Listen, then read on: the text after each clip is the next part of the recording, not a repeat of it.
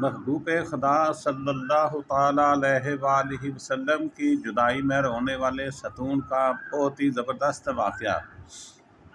رسول اللہ صلی اللہ تعالیٰ علیہ وآلہ وسلم کھجور کے خشک تنے کے ساتھ ٹیک لگا کر مسجد نبوی میں خطبہ دیا کرتے تھے۔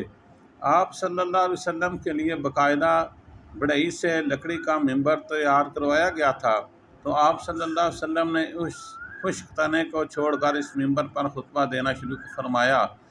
تو اس صدمے سے کہ اب مجھ پر اللہ کے رسول صلی اللہ علیہ وسلم خطبہ دینے کے لیے ٹیک نہ لگائیں گے، اس نے اس طرح رونا شروع کیا جس طرح چھوٹا بچہ ماں کی جدائی میں روتے ہوئے سسکیاں لیتا ہے۔ صلو علی الحبیب صلی اللہ تعالیٰ علیہ وسلم۔ دیکھیں کتنا پیار کرتے تھے درخت بھی نبی پاک صلی اللہ تعالیٰ علیہ وآلہ وسلم سے۔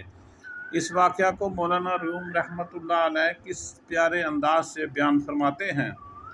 وہ ممبر جن کا نام استوانہ خنانہ تھا، رسول اللہ صلی اللہ علیہ وسلم کی جدائی سے نالہ کر رہا تھا جیسے کہ وہ کوئی عقل والا انسان ہو۔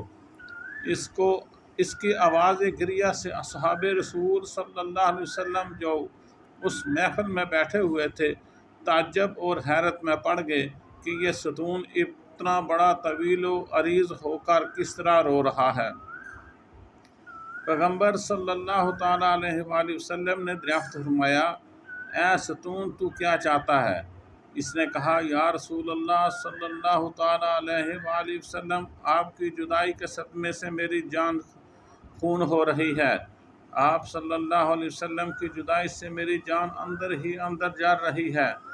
پھر اس آتش غم کے ہوتے ہوئے آپ صلی اللہ علیہ وسلم کے فراق سے میں کیوں نہ فغاں کروں؟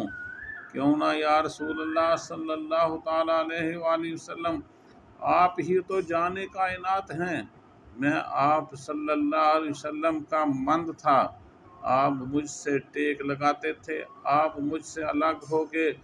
آپ صلی اللہ علیہ وسلم میری جگہ دوسرا ممبر پسند فرما لیا۔ حضور صلی اللہ تعالیٰ علیہ وآلہ وسلم نے ارشاد فرمایا، اے مبارک ستون، اگر تو چاہتا ہے تو تیرے لیے دعا کر دوں کہ تو نہ اے مبارک ستون اگر تو چاہتا ہے تو تیرے لیے دعا کر دوں کہ تو سرسبز و شاداب اور ہمیشہ سے پھلدار درخت ہو جائے، اور تیرے پھلوں سے ہر مشرق و مغرب میں رہنے والا مستفید ہو۔ یا تو عالم آخرت جنت میں رہنا چاہتا ہے تو ہمیشہ کے لیے تر و تازہ ہونا چاہتا ہے۔ استوانہ خنانہ نے عرض کیا، یا رسول اللہ صلی اللہ علیہ وسلم، میں تو دائمی اور ابدی نعمت چاہتا ہوں۔ صلو علی الحبیب صلی اللہ تعالیٰ علیہ وسلم۔ الصلاۃ والسلام علیک یا رسول اللہ، الصلاۃ والسلام علیک یا حبیب اللہ۔ استوانہ خنانہ نے عرض کیا، یا رسول اللہ صلی اللہ علیہ وسلم، میں تو دائمی اور ابدی نعمت چاہتا ہوں۔ اب مولانا روم رحمۃ اللہ علیہ نصیحت فرماتے ہیں کہ اے غافلو، سن لو تم بھی، اس لکڑی سے سبق لینا چاہیے کہ انسان ہو کر تم دنیا فانی پر گرویدہ اور آخرت سے روح گرداں ہو رہے ہو، اور وہ استوانہ خنانہ نعمت دائمی کو نعمت فانی پر ترجیح دے رہا ہے۔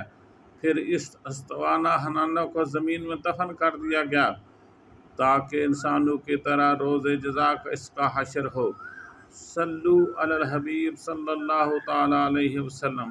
دیکھیں چرند پرند، حشر و حیوانات، درخت، سب کچھ نبی پاک صلی اللہ علیہ وسلم سے کتنا بڑا پیار کرتے ہیں۔